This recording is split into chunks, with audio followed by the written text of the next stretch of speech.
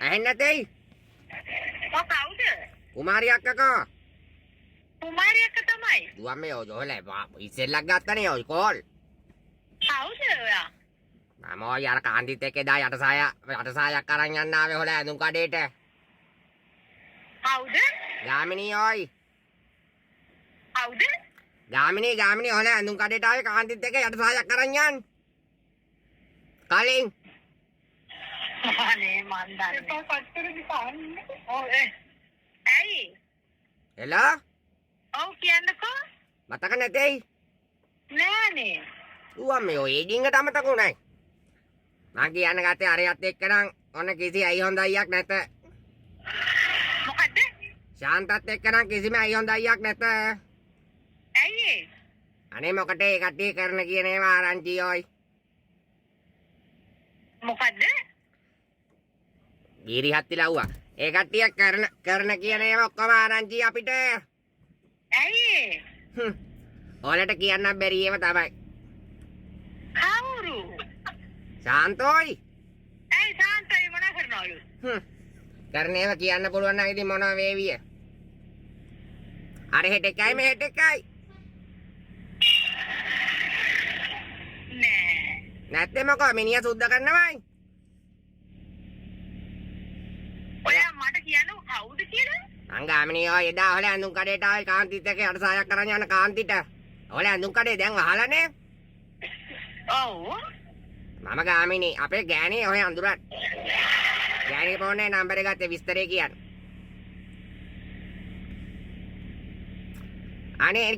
අනිත් එක මොකටේ ඔය ගෑනු වගේ හෙට එකක් කියන මෙහෙට එකක් කියන.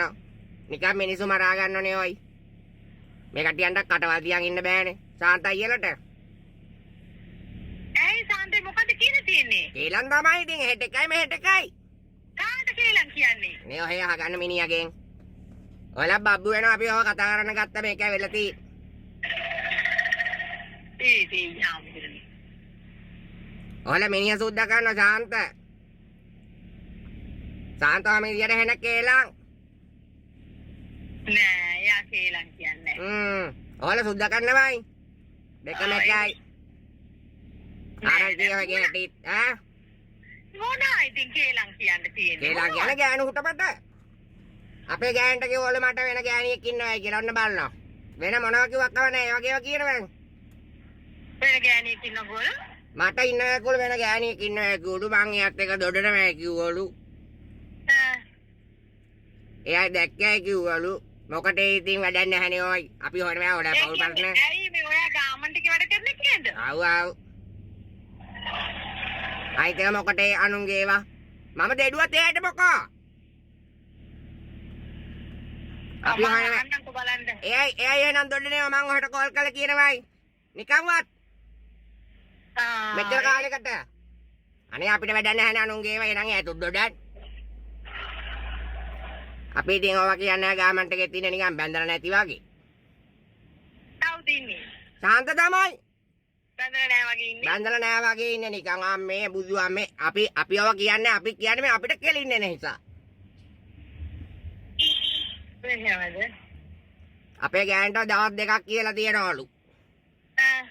මං ගෑණියෙක් එක දොඩනවායි. එයාට වැඩක් නැහනේ. අයිත් ඒක ඔය කොටවනේවනේ ඔයි.